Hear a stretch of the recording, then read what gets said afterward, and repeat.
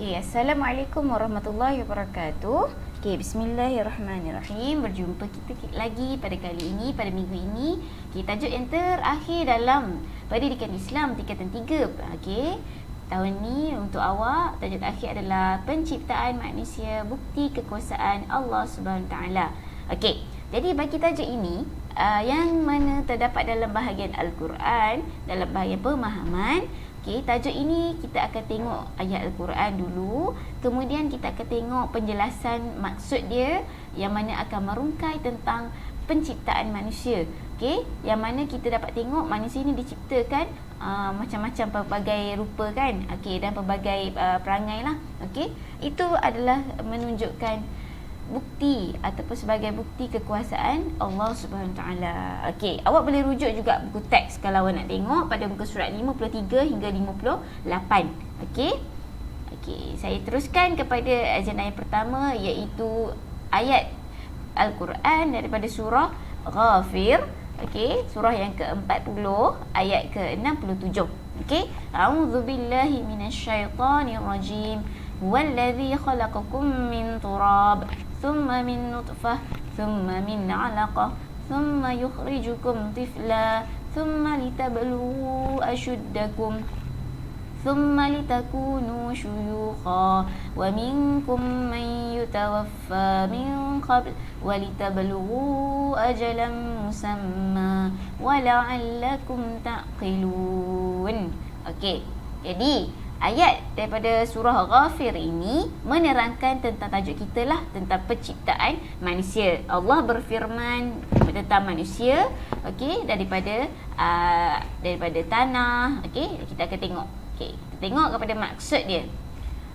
Okey, huwallazi khalaqakum min turab. Dialah yang menciptakan kamu daripada tanah. Dialah ini adalah Allah Subhanahu Taala lah. Okey, menciptakan manusia daripada tanah. Okey, kenapa pula daripada tanah? Okey, ini cerita tentang Nabi Adam, iaitu manusia yang pertama sekali Allah ciptakan.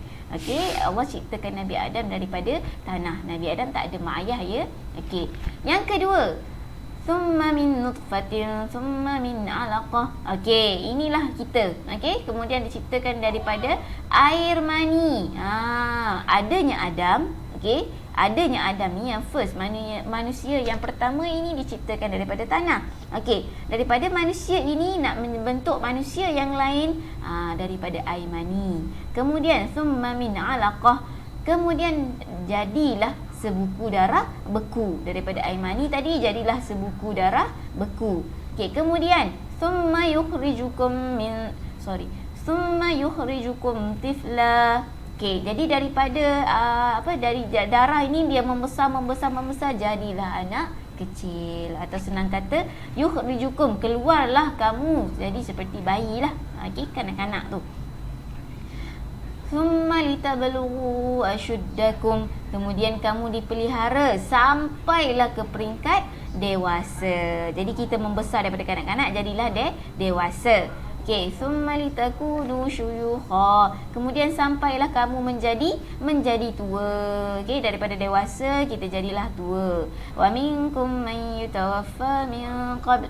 Tapi ada juga antara kamu ni yang mati sebelum itu. Maksudnya sebelum jadi tua tu dah meninggal. Kita dapat tengok kan ramai kanak-kanak, bayi, dah remaja macam umur awak pun ada yang telah meninggal, tak jadi tua lagi, dah meninggal. Okey, walitablughu ajalan musamma, supaya kamu sampai ke masa yang ditentukan. Sebab apa? Setiap orang dia ada masa yang telah ditetapkan. Jadi kita akan membesar sehinggalah ke masa yang telah ditetapkan, iaitu ajal maut kita lah. Okey, sampailah masa kita meninggal dunia. Wala'allakum ta'qilun, dan supaya kamu memahami kekuasaan Allah Subhanahu Taala, dan supaya maksudnya kita kenapa semua tu berlaku, kenapa adanya tentang penciptaan manusia ni semua ni.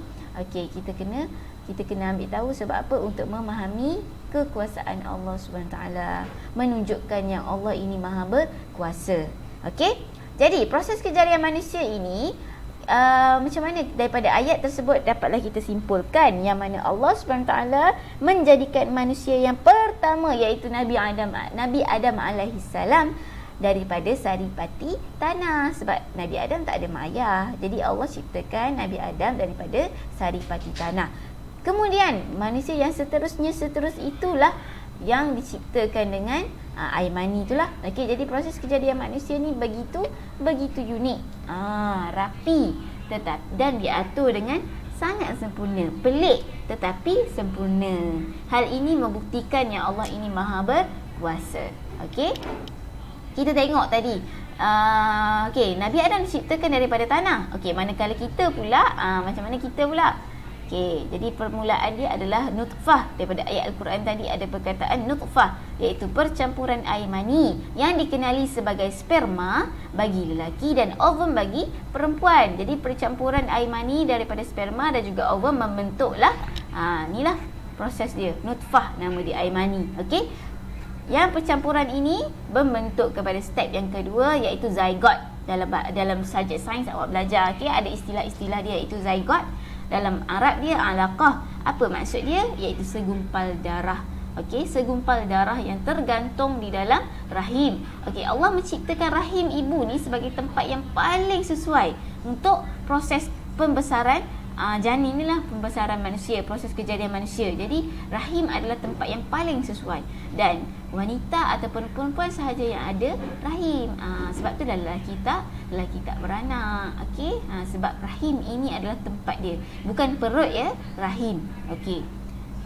Yang ketiga, selepas dia jadi segumpal darah, okey, dia akan jadi mudghah, iaitu embrio ataupun seketul daging yang lembut. Kat sini dah, pada tahap ini dah pertumbuhan ataupun pembesaran seseorang manusia itu akan berlaku, iaitu pada tahap inilah permulaannya bagi pertumbuhan otak, pembentukan saraf tunjang, tulang belakang, okey, telinga, mata, tangan, semua akan terbentuk pada ketika ini anggota kita. Okey. Tempoh yang embrio ni agak lama jugalah. Okey, selepas dah kita dapat membentuk ini, dia akan pergi kepada step ataupun tempoh yang seterusnya, iaitu fetus. Okey, ataupun janin.